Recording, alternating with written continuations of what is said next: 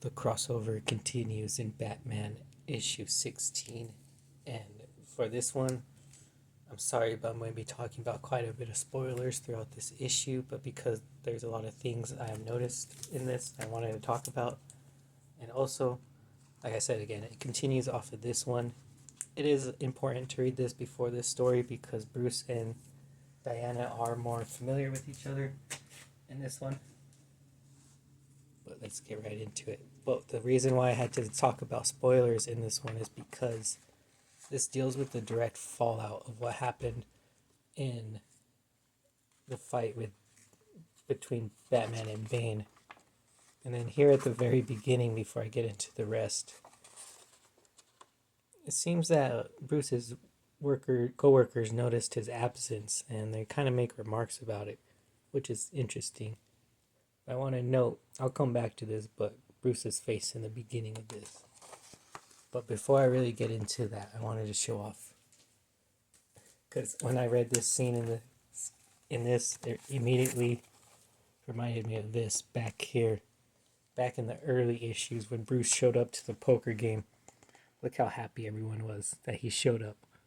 Look at all their facial expressions. Look how everyone's looking at Bruce, welcoming him, all joking.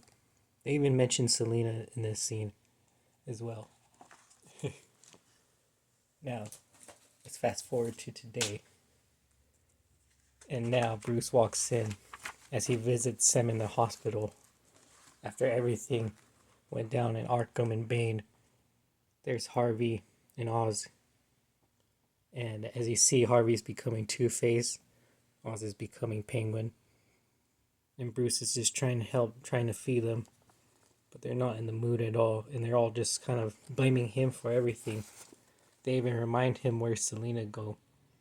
They also said that no one can look at them anymore. Not even Bruce. And Bruce can't make eye contact with any of them.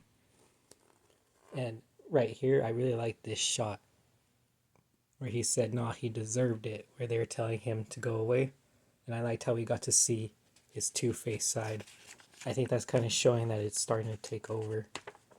And of course, I really like this transition scene because we get the title, but that's actually is Bruce just going to a new location. But like I said, this is the part that's important because it's related to the last issue. And in the last issue, it's where Bruce got this that allows him to summon Diana. And they talk about how it works in the other issue. But look how cool Diana looks in that panel. I was looking forward to this issue too because I wanted to see what she would look like in this artwork, and she looks really cool. But this is them traveling to get an artifact because Bruce is finally pushed to his limits and he needs help for once. And then here we can see some more of the fallout that Bruce has caused as another one of his friends has become Killer Croc, and now they had to feed him every day. And as they continue on their story, Diana actually gives him a potion, and this is important for later. But she helps him with a vision, and he ends up seeing his father again in here, which is really cool. That should really be read for yourself because a lot happens. But I like this panel shot right here. This is really cool. But of course, a lot of things happen in this issue later on. I don't want to spoil everything, but I do want to talk about certain things in here. So, in the fight, this arrow turns people with 2 legs into 4 and people with 4 legs into 2. And he shoots it at Diana, and Bruce ends up taking the hit from the arrow. And it actually doesn't affect him. And I just wanted to say the reason why it doesn't affect him is because that potion that Diana gave him earlier was to resist this guy's magic specifically. So that's why it didn't work on Bruce. I just wanted to point that out in case there's any confusion.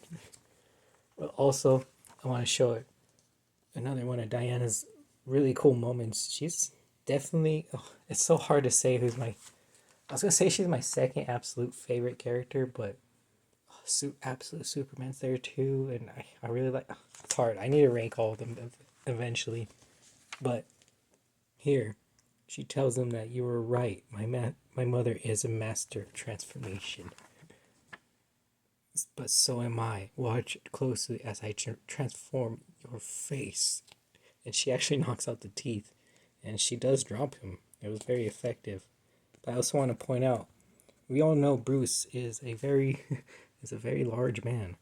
And look, Diana just throws him on her shoulders. And she still looks pretty big herself, even with Bruce on her shoulders. The sizes in the Absolute Universe is insane. But here's the end of the chapter. Like I said, I don't usually spoil it, but look at Bruce at the end. And something I noticed in Batman stories is they always end with like a slight glimmer of hope. It's not a lot, it's just a little speck of hope. So I really like Bruce's face from the beginning to now. And then here it shows him leaving the artifact. And it says, wear this necklace, let it touch your skin. You are never alone. So I think he'll eventually heal Killer Croc as he looks at it. And we see he remembers Bruce. But in classic Gotham fashion, as it starts giving you hope, it takes it away. As you see next, it says Ivy. So I really love the Absolute Batman comic line. Every issue has been really good. I have been keeping up with issues 14, 15. I just haven't reviewed them on the channel because I thought those were such big events they should really be experienced for yourself. But this was something I had to talk about because I noticed all those similarities, and I've already talked about it before on the channel in my other review. But anyways, I really enjoyed this. This was a cool continuation of their crossover, a cool part 2.